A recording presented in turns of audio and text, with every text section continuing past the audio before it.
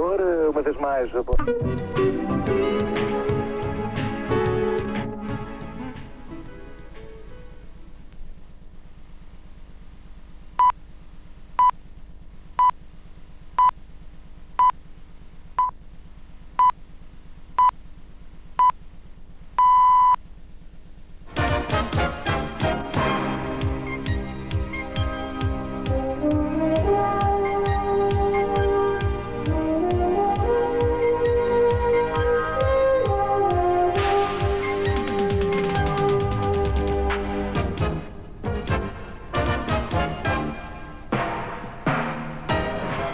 Boa noite. Cavaco Silva propõe nova lei para as eleições autárquicas. São 3 os objetivos da nova proposta de lei.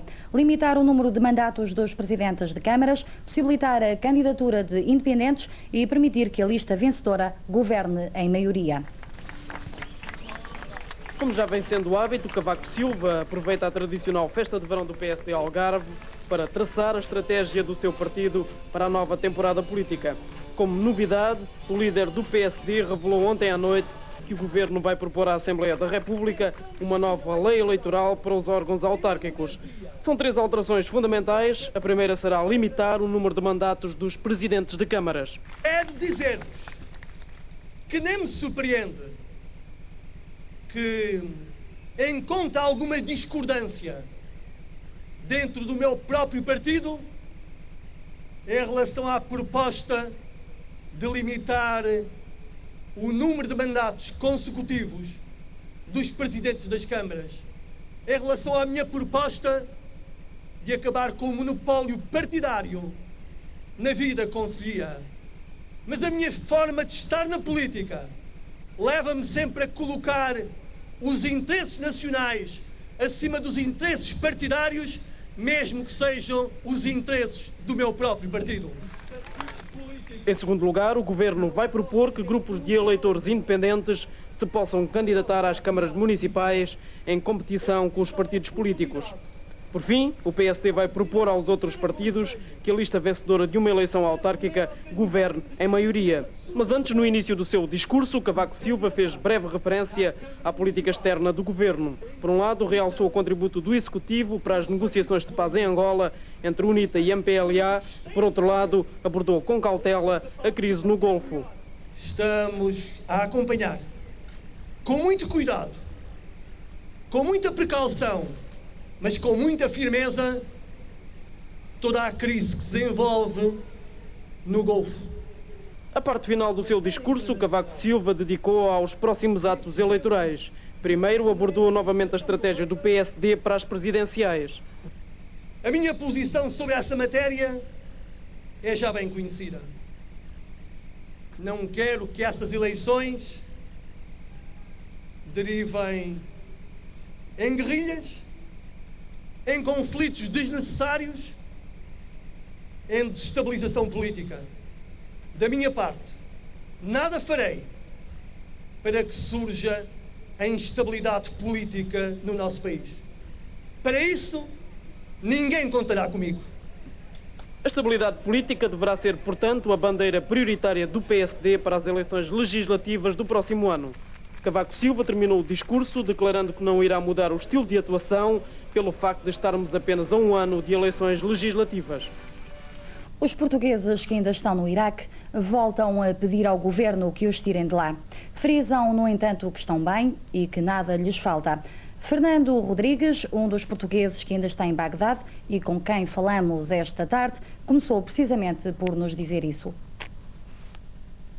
Somos bem tratados, mas bem tratados não temos o mínimo de problemas. Eu, por acaso, saio bastantes vezes, mas bastantes vezes, e nunca tive o mínimo dos mínimos problemas. Deixe-me perguntar, mas o senhor não veio já para Portugal neste grupo que agora vem porquê? Porque eu tive que ceder lugar, tive que ceder não, portanto não podia vir, não podíamos ir todos. O senhor tem estado em contacto permanente com o embaixador, não é? Sim, mais ou menos, quando de vez em quando eu vou lá, falo com eles e são as pessoas extraordinárias. E como é que... Do cônsul ao nosso embaixador são extraordinários. Extraordinários. Só lhe digo, só não fazem mais se não puderem. Acreditam que eu lhe digo. O senhor faz... O senhor vai ficar aí no Iraque? Não, eu estou a pensar muito seriamente em regressar a Portugal. E definitivamente eu nunca mais emigro para país nenhum. A situação aí em Bagdá, como é que é? Há tropas na rua, não há tropas? Não há nada. O senhor tem um centenário num quartel que não vê em Portugal. Agora, por exemplo, eu acredito plenamente, como já se noticiou aqui, não sei se é verdade, que Bagdá está cercado de militares. É natural, a gente não sai de Bagdá. É natural que esteja, isso eu não posso dizer. O senhor acredita, e as pessoas que estão aí, os portugueses, e também os próprios iraquianos, numa solução pacífica, ou acha que haverá guerra? Não há guerra. Vai haver uma... Isto é quase transação. Tem que haver, forçosamente. Os homens vão entender. Vão entender-se? O senhor acha que não vai haver guerra? Não vai haver guerra contra a defesa. Não pode haver, é impossível. Se o senhor pudesse falar com os seus familiares neste momento ou com o governo português, o que é que o senhor aconselharia? Teria um apelo que estamos aqui 24 portugueses. Somos portugueses e queremos regressar à nossa terra. Tanto que fizessem tudo quando tivesse ao alcance deles para nos tentar tirar daqui. Porque eu penso que tem cá um representante que é bastante dinâmico e ele vai consegui-lo. Que é o nosso embaixador. Quase certeza que ele vai consegui-lo. Aliás, nós temos quase uma garantia que nós vamos embora. 8 dos 50 portugueses residentes no Iraque já abandonaram o país. A notícia foi confirmada pelo Ministério Português dos Negócios Estrangeiros. Os 8 portugueses deixaram Bagdá e já estão na Turquia.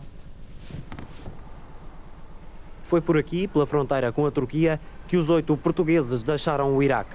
Uma mulher, 3 crianças e 4 homens dirigem-se para Ankara, a capital turca, acompanhados pelo cônsul de Portugal em Bagdá. Cidadãos de nacionalidade portuguesa a juntarem-se a centenas de outros refugiados que estão a deixar o Iraque em direção à Turquia. Entre eles estão também 55 americanos, paquistaneses e até o embaixador da Venezuela no Kuwait foi por aqui que fugiu. O número de refugiados não para de aumentar e a situação pode vir a ser semelhante à que se vive neste momento na Jordânia. Esta manhã, na região de Aqaba, mais de 25 mil estrangeiros, a grande maioria são egípcios que trabalhavam no Kuwait e no Iraque e que querem voltar ao seu país.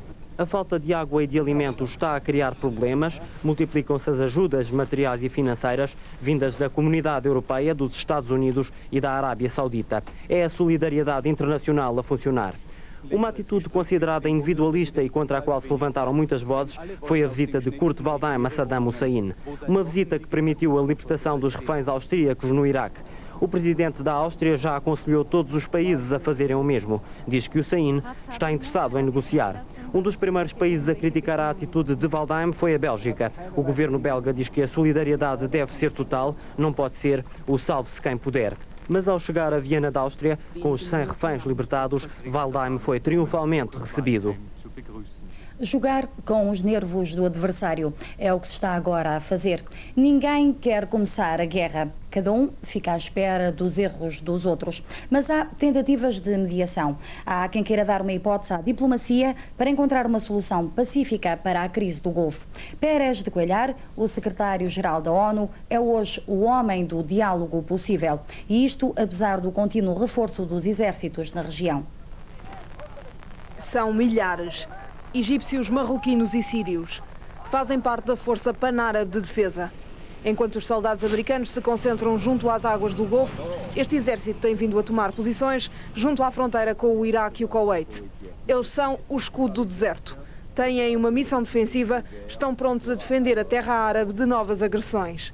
E isto apesar do Iraque já ter afirmado que não atacará a Arábia Saudita, que não será o Iraque o primeiro a provocar a guerra.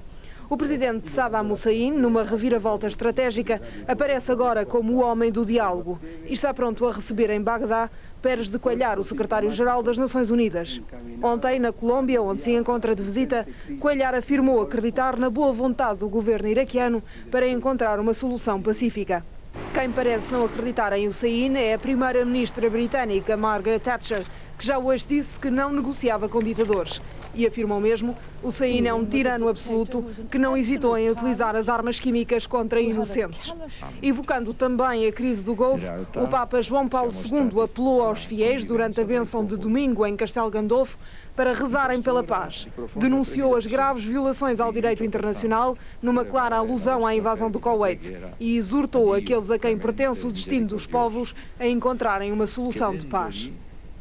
Mas na Jordânia ninguém acredita na paz. Prepara-se a guerra. A população civil está a ser treinada em técnicas de defesa. Às mulheres são dados cursos de primeiros socorros. No Golfo adensa-se sem que surja no horizonte uma solução diplomática. Em consequência, o governo jordano resolveu aceitar civis para treinamento militar e ensinar as populações a atuar em caso de guerra. O Exército ministra instruções de defesa nos centros de segurança social, escolas e diversos tipos de associações cívicas. Depois de termos sido autorizados a filmar treinamento militar a civis, a decisão foi revogada e, em vez disso, mostraram-nos como as mulheres islâmicas são ensinadas pelo Exército a atuar pela defesa do país. Comportamento cívico, recusa de boatos, guarda de segredos, cuidados com conversas e primeiros socorros, bem como preparação psicológica para enfrentar um clima de guerra, é o tema destas aulas. As mulheres da Ramai Anwar al-Huda al-Islâmica, como a maioria das jordanas, estão prontas para o que der e vier.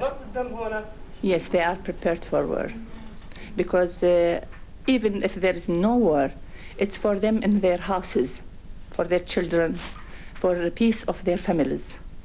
If it is necessary, would you ask your children to fight for Iraq? Yes. Our children are growing up for fighting in Palestine, and now Iraq is our country also. It's not against Saudi Arabia. It's against the foreigners, if any war happen. And that means our holy lands are occupied by foreigners. Enquanto o país se prepara para a eventualidade do conflito, o rei Hussein desdobra-se em contactos telefónicos com outros líderes árabes, tentando encontrar uma solução política para a crise. Sabe-se que hoje, em Amman, aterrou inesperadamente o presidente do Sudão, mas o conteúdo das suas conversações com Hussein está ainda no segredo dos deuses, como está também aquilo que o rei irá dizer a Gaddafi na Líbia e a Saddam Hussein em Bagdá. O que é certo é que o rei Hussein procura uma solução árabe para o conflito, o que poderá eventualmente querer dizer um novo arranjo político para o Médio Oriente. E dizem que esta ideia o faz aproximar-se cada vez mais do Iraque, onde reconhecem Saddam Hussein, um homem capaz de passar das palavras aos atos e de conseguir promover um novo arranjo político e militar para a região. O seu povo, esse, já vai muito mais à frente e vê em Saddam, elogiosamente, um verdadeiro Hitler capaz de unir países pela conquista e defender os árabes do arqui-inimigo judeu. I think that Jordan and Iraq, one country. We have to back Iraq, because Iraq, our country. If any difficult face Iraq, it face Jordan, all people of Jordan. You think King Hussein is doing well then? Yes, all right. He doing well. Good and king. We back of King Hussein because we love him and we like also President Saddam. All the people, most of people. You think Kuwait is Iraq also? Yes, yes, it is part of Iraq. It is part of Iraq, Kuwait. E o presidente do Iraque resolveu descobrir que Maomé é seu antepassado, o que fez com que agora trate oficialmente Hussein por querido primo, uma vez que o rei descende de facto diretamente do profeta. Sendo embora um moderado, o monarca jordano, na última cimeira de Bagdá, em maio passado, já se havia levantado contra os reis, emirs e sheiks ricos do Golfo, por fazerem do petróleo uma fonte de rendimento pessoal e não o usarem como uma arma política em favor da nação árabe. E ao longo desta crise, Hussein tenta não perder o apoio ocidental, mas ao mesmo tempo mantém-se como o maior aliado do Iraque e com razões que ultrapassam até o seu sentimento. Se a Jordânia implementasse o embargo total ao Iraque, 1/3 da sua população ficaria no desemprego e 40% das fábricas fecharia. Isto para além de uma consequência na agricultura jordana que seria irrecuperável. É claro que há ainda a juntar a incontrolável dissidência política que de imediato tal facto geraria. You don't fear Iraq to come to Jordania one day, like they went into Kuwait? Even if it will come the same. I'm not afraid at all.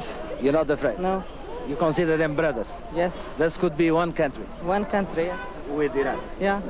Hussein, embora casado com uma ocidental, a rainha Nur, parece estar a escolher ser cada vez mais árabe. Pediu agora, na última sessão do seu parlamento, que lhe passassem a chamar Al-Sharif, quer dizer, o descendente do profeta, e politicamente lembra que foi o seu bisavô quem liderou a revolta árabe contra os ingleses no território que é agora a Arábia Saudita. O rei, moderado e ao mesmo tempo patriota árabe, poderá ser o homem que acaba preso por ter e por não ter cão. É que, se há gente que vai pagar um preço político por esta crise, certamente que o rei Hussein já está na bicha. Para o Jornal de Domingo, em Amman, Artur Albarrán, com a câmara de José Luís Amaral e o assistente José Lúcio. São cada vez mais os países que procuram substituir o Kuwait e o Iraque como fornecedores de petróleo. A União Soviética é uma das alternativas para os compradores. Outros países, como a Arábia Saudita e a Venezuela, não querem perder a oportunidade de alargarem a sua cota de mercado. O Hotel Marriott, no centro de Viena, era hoje um local de segurança reforçada.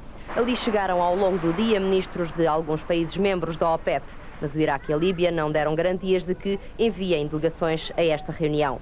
Em causa está a subida de preços e o pedido de aumento de produção de petróleo por parte da Venezuela e da Arábia Saudita, dois países que querem minorar os efeitos do embargo petrolífero ao Iraque e ao Kuwait.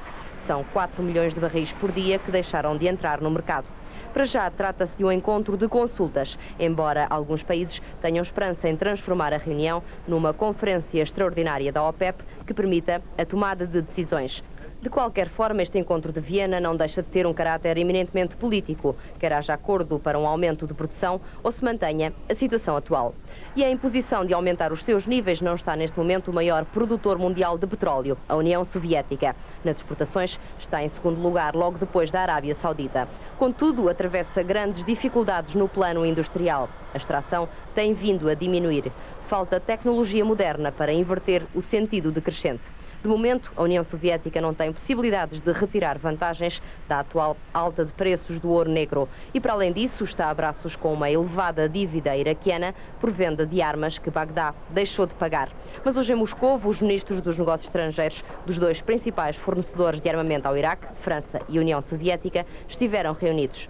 Em conferência de imprensa, o chefe da diplomacia soviética, Eduard Shevardnadze, afirmou que Moscovo respeitará a última resolução das Nações Unidas que permite o uso da força para que sejam respeitadas as sanções decretadas a Bagdá. De qualquer modo, Shevardnadze acentuou que Moscovo não tenciona participar em qualquer operação